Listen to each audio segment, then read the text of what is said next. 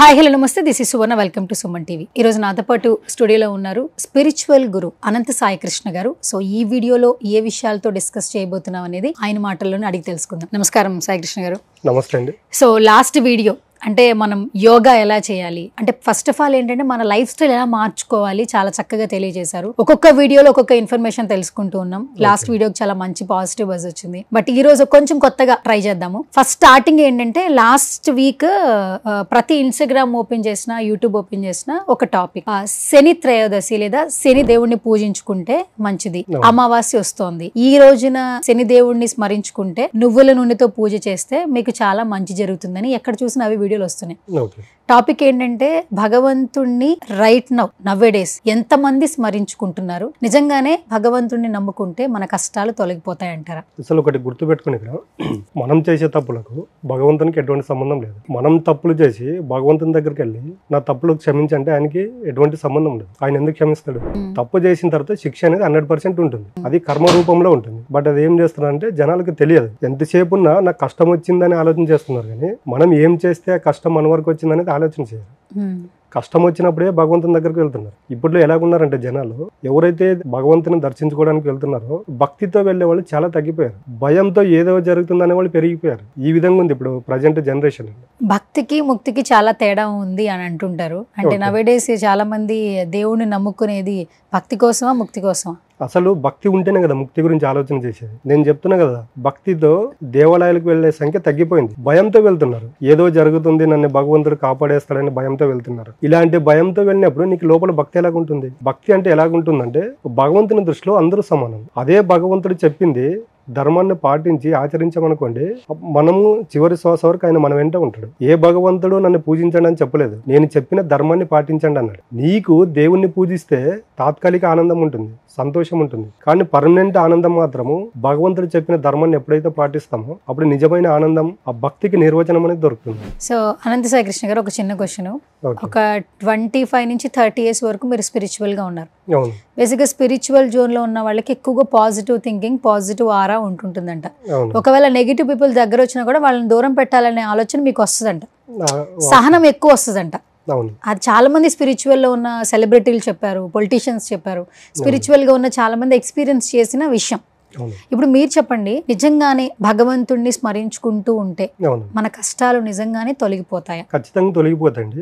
ఆ కష్టాలు ఎప్పుడు తొలగిపోతాయంటే చాలా మందికి ఇక్కడ తెలియక ఏం చేస్తున్నారంటే నాకు ఉద్యోగం రావాలి, లేకపోతే నాకు ప్రమోషన్ రావాలి, బెటర్ లైఫ్ ఉండాలి, లేకపోతే మా పిల్లల పెళ్లిళ్ళు అవ్వాలి, ఇవన్నీ కోరుకుంటూ ఉంటారు. ఇక్కడ నిజమైన సత్యం ఏంటంటే భగవంతుడు మనము భూమి మీద జన్మ తీసుకున్నప్పటి నుండి ఈ క్షణం వరకు ఏం కావాలో ప్రతిదీ సమకూర్చి పెట్టాడు. అలాంటప్పుడు వెళ్ళి మనం ఆయన వెళ్ళి మళ్ళీ ఎక్స్ట్రా కోరుకున్నాం అనుకో, అప్పుడు ఏమవుతుంది అంటే 1000 మంది దేవాలయాలకు వెళ్తే 1000 మంది 1000 కోరికలు కోరినప్పుడు అది ఏమవుతుందంటే భగవంతుడు పట్టించుకోడు, గుంపులో గోవింద అనుకుంటాడు. అదే మీరు ఇప్పటి నుండి ఎప్పుడైనా దేవాలయాలకు వెళ్ళండి, వెళ్ళిన తర్వాత ప్రశాంతంగా ఒక 5 నిమిషాలు కూర్చొని ఆయనకి నమస్కరించుకుంటే ఒకటే కోరుకోండి, నేను భూమి మీద జన్మ తీసుకున్న మొదటి క్షణం నుండి నీ దేవాలయంలోకి వచ్చినప్పుడు ఈ క్షణం వరకు నేను ప్రతిదీ ఏదైతే పొందానో, ఏదైతే అనుభవించి స్వీకరిస్తున్నానో దానికి మనస వాచ కర్మణ త్రికరణ శుద్ధిగా నీవు నాకు ఇన్ని కేటాయించినందుకు నీకు మనస్ఫూర్తిగా కృతజ్ఞత భావం తెలుపుకోవడానికి నీ సన్నిధికి వచ్చి ఇలా కోరుకోండి. అప్పుడు ఏమవుతుందంటే భగవంతుడు కూడా మనకి ఏది కావాలో అది ఇస్తాడు. ఇప్పుడు ఒక వ్యక్తి ఏది జీవించడానికి ఏది కావాలో అది ఇక్కడ క్రియేషన్ జరిగింది. ఈ క్రియేషన్ వదిలిపెట్టి మనం ఎక్స్ట్రా అడిగకపోతున్నాం భగవంతుడు. ఎప్పుడైతే మనం ఇచ్చిన దానికి కృతజ్ఞత భావంతో తెలుపుకుంటామో భగవంతుడు కూడా ఏం చేస్తాడంటే అరే వీడు నా దగ్గరకు వచ్చేసి వీడికి ఏది కావాలో అది అడగట్లేదు, ఇచ్చిన దానికి కృతజ్ఞత చెబుతున్నాడు కాబట్టి వీడికి ఏది కావాలో ఫస్ట్ వీడికి ఇచ్చేద్దాం అనుకుంటాడు. ఇప్పటి నుండి దేవాలయాలకి వెళితే ఇలాంటి వ్యక్తిత్వంతో ఉంటే ఖచ్చితంగా మీరు అడిగారు చూడండి, కష్టాలు తీరుతాయి అనేది 100% తీరుతాయి. కష్టాలు తీరుతాయి ఓకే. అంటే కొంచెం మనం లైవ్ గా ఒక విషయం మాట్లాడుకుందాం. ఇక్కడ 2 రకాలు ఉంటాయి. చాలా మంది అంటారు కష్టాలు భగవంతుడు ఇచ్చాడు అంటారు, కొంతమంది కష్టాలు కొని తెచ్చుకున్నావరా అంటారు. రెండింటికి చాలా వేరియేషన్ ఉంది. భగవంతుడు ఇచ్చిన కష్టాలు అనే దాన్ని ఎలా బిలీవ్ చేయాలి? అన్ఎక్స్పెక్టెడ్ గా వచ్చే వాటిని నిజంగా కొని తెచ్చుకునే కష్టాలకి ఆ వ్యత్యాసం ఏంటి? ఇప్పుడు కష్టం వచ్చినప్పుడు భగవంతుడు ఇచ్చాడని చెప్తున్నారు. మీకు ఏదో జాబ్ చేసే వాళ్ళకి ప్రమోషన్ వచ్చినప్పుడు భగవంతుడు ఇచ్చాడని ఎందుకు అనుకోరు? నాకే వచ్చింది అనుకుంటాం. అవును, పెళ్లి అవ్వలేదు, ఎంత ప్రయత్నం వచ్చినా పెళ్లి అవ్వట్లేదు, అన్ఎక్స్పెక్టెడ్ గా పెళ్లి ఫిక్స్ అయింది, ఆ భగవంతుడు ఇచ్చాడని ఎందుకు అనుకోవట్లేదు? ఉన్న లైఫ్ నుండి బెటర్ లైఫ్కి వెళ్ళాము, భగవంతుడు ఇచ్చాడని ఎందుకు అనుకోవట్లేదు? మీకు ఎప్పుడైతే పాజిటివ్ మీ వర్క్ వచ్చిందో భగవంతుని గుర్తించుకోవట్లేదు. ఎప్పుడైతే మీకు కష్టాలు వచ్చి నష్టాలు ఎదురయ్యాయో అప్పుడు భగవంతుని గుర్తు చేసుకుంటున్నారు. అరే భగవంతుడు అన్ని నాకే ఇస్తున్నాడని మీరు అనుకుంటున్నారు, కానీ ఇవి ఏం చేస్తే ఇవి నా దగ్గరకు వచ్చినాయని గుర్తించుకోవట్లేదు.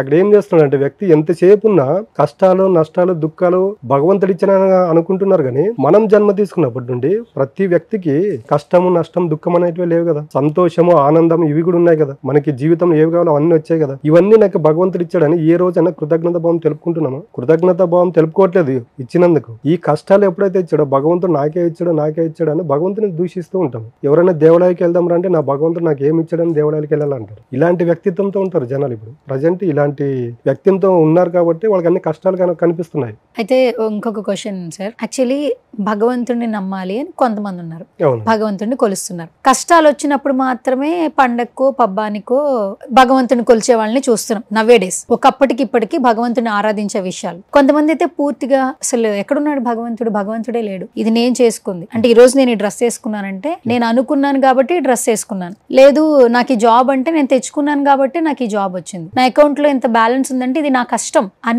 అనే వాళ్ళు కూడా ఉన్నారు. చాలా మంది ఏంటంటే అసలు నీ పుట్టుక నీ చావు అన్ని కూడా ఆల్రెడీ డిసైడెడ్, భగవంతుడు డిసైడ్ చేసింది, నువ్వు ఫాలో అవుతున్నావు అంటున్నారు. సో ఇది ఎలా బిలీవ్ చేయాలి? అసలు భగవంతుడే లేడు అంటూ చాలా చేష్టలు చేస్తున్నారు, నెగిటివ్ వైబ్స్ లోకి వెళ్తున్నారు, అలా ఉండే మనుషులు కూడా ఉన్నారు. మరి ఏం సమాధానం చెప్తారు? సరే అండి, ఇప్పుడు ఈ దేవాలయాలు భగవంతుడు మన జనరేషన్ కి తెలియదు అనుకోండి. మనకు ఇప్పుడు భారతదేశం అనేది మనం చాలా వీడియోలో మాట్లాడుకున్నాం, ప్రపంచ దేశాలకు భారతదేశం అనేది ఆది గురువులు అంటుందని. ఇప్పుడు దేవాలయాలు అనేది మనకి కలియుగంలో లేదు, త్రేతాయుగము ద్వాపరయుగం నుంచి దేవాలయాలు వస్తూ ఉంటాయి. అంటే ఇక్కడ ఒక చోట ఒక దేవాలయం నిర్మించబడిందంటే ఒక కారణం చేత అక్కడ నిర్మించబడి ఉంటుంది. మీకు ఎగ్జాక్ట్ సత్యం చెప్పాలంటే చూడండి, ఇప్పుడు మనం ఇక్కడ ఉన్నాము, మీరు టెంపుల్లోకి వెళ్ళినప్పుడు చూడండి గుడి ద్వారం ఉంటుంది, టెంపుల్లోకి వెళ్ళేటప్పుడు చూడండి ఎప్పుడైతే మనము ద్వారం దాడుతామో మనకు బయట ఉన్న ఆలోచనలు రావు, ఎప్పుడైతే గర్భగుడిలోకి వెళ్తామో అసలు ఆలోచనలు రావు, నెగిటివ్ ఆలోచన అనేది ఒకటి రావు. బయట ఉన్నంతసేపు నెగిటివ్ ఆలోచనలు వచ్చాయి, ఎప్పుడైతే మనం దేవాలయంకి వెళ్ళేలోపు నెగిటివ్ ఆలోచనలు రావట్లేదు. ఎందుకు రావట్లేదు అంటే అక్కడ ఏదో ఒకటి శక్తి ఉందనే కదా, ఆ శక్తిని గుర్తించండి అని చెప్తున్నాం మనం. శక్తి అంటే ఒక మాట గుర్తొచ్చింది సాయికృష్ణ గారు, చెప్పండి. మనం చాలా టెంపుల్స్ విజిట్ చేస్తుంటాం, పర్టికులర్ గా తిరుమల వెళ్ళినప్పుడు ఆ మెట్లెక్కేటప్పుడు శ్రమ తెలియదు, భగవంతుని ఎప్పుడు దర్శించుకుంటామా అని ఒక క్యూరియస్ ఉంటుంది. ఆ క్షణం అక్కడికి వెళ్ళిన తర్వాత ఆ భగవంతుడి సన్నిధి ముందు ఎప్పుడైతే ఆ దర్శనం కోసం నుంచుంటామో ఆ ప్రాంగణం అంతా చల్లగా ఉంటుంది, ప్రశాంతంగా ఉంటుంది, ఒక డిఫరెంట్ వైబ్ అయితే ప్రతి ఒక్కళ్ళు ఫీల్ అవుతూ ఉంటాం. ఆ మాయ అందరికీ తెలుసు, అందుకే చాలా మంది కూడా తిరుపతి విజిట్ చేస్తూ ఉంటారు. కొంతమంది మంత్లీ వెళ్తారు, కొంతమంది 6 months ఒకసారి వెళ్తారు. ఆ ఫీల్ అయిన వాళ్ళు. సో ఏం చెప్తారు కొన్ని శక్తుల గురించి మాట్లాడేటప్పుడు? ఇప్పుడు చూడండి, మీరే చెప్పారు కదా, ఎప్పుడైతే మనం దేవస్థానం సన్నిధిలోకి వెళ్ళినప్పుడు పీస్ ఆఫ్ మైండ్ ఉంటుంది అంటారు. భగవంతుడి దగ్గరికి ఎప్పుడైతే మనం వెళ్ళొస్తామో వెళ్ళొచ్చిన తర్వాత అదే మూడ్ లో ఉండాలి. ఎప్పుడైతే మనం కష్టం భగవంతుడు ఇచ్చాడు అన్నప్పుడు స్వీకరించాలి, స్వీకరిస్తేనే దాని ఫలితం నెక్స్ట్ అనేది తెలుస్తుంది. మనం చాలా వీడియోలో మాట్లాడుకున్నాం, సాక్షిభూతంగా ఉండాలి. ఎప్పుడైతే సాక్షిభూతంగా ఉంటామో మనకి యూనివర్స్ సపోర్ట్ చేస్తుంది, మనం కొలిచే భగవంతుడు కూడా సపోర్ట్ చేస్తాడు. మనం పాపాలు చేస్తూ అన్యాయాలు చేస్తూ వేరే వాళ్ళని మానసికంగా శారీరకంగా బాధ పెడుతూ మనకు కోట్లు హుండీలో డబ్బులు వేసినా కూడా ఏ భగవంతుడు క్షమించడు. ఎందుకంటే భగవంతుని దృష్టిలో ప్రాణం ఉన్న ప్రతి జీవి ఒకటే. మనం వేరే వాళ్ళని బాధ పెట్టి హుండీలో డబ్బులు వేస్తే దేవుడు క్షమిస్తాడని ఎలా ఉంటారు? కాబట్టి ఇవన్నీ పక్కన పెట్టేసి ఈసారి దేవాలయాలకు వెళ్తే మీరు పీస్ ఆఫ్ మైండ్ కోసం వెళ్ళండి, భగవంతుని దగ్గరికి కృతజ్ఞత భావం తెలుపుకోవడానికి వెళ్ళండి. ఖచ్చితంగా ఆ భగవంతుని ఆశీర్వాదం అనేది 100% మన పైన ఉంటుంది.